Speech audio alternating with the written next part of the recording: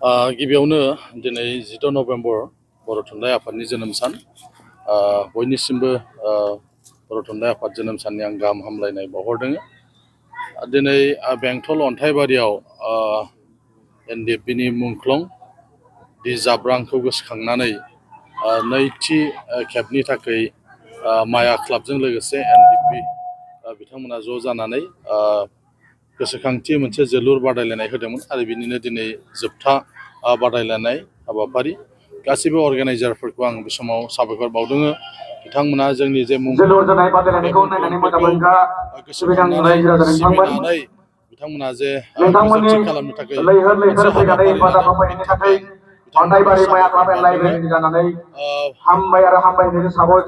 बिटिआरनि जे सरकार बे सरकारनिफ्रायबो मुंख्लंफोरखौ मान होनो थाखाय बेबायदि माखासे हाबाफारि लादों। नैबेफोरनि जे मुंख्लं जानाय NDFBनि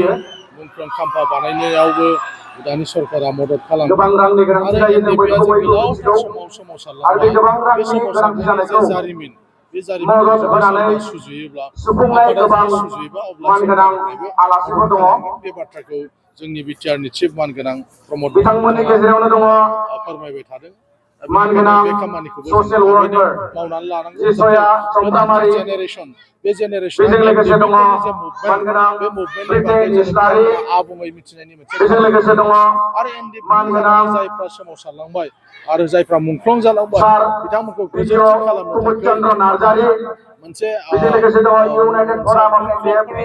मोनसे खाम्फा जेराव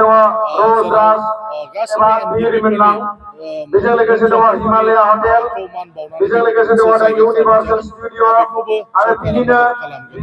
बेनिखायनो आं बे समाव खावलायनो सानदों गासैबो रायजो राजाफोरखौ जायफ्रा हारिनि थाखाय जुजिनानै मुंख्लं जालांबाय एबसुनि सोमावसारनायाव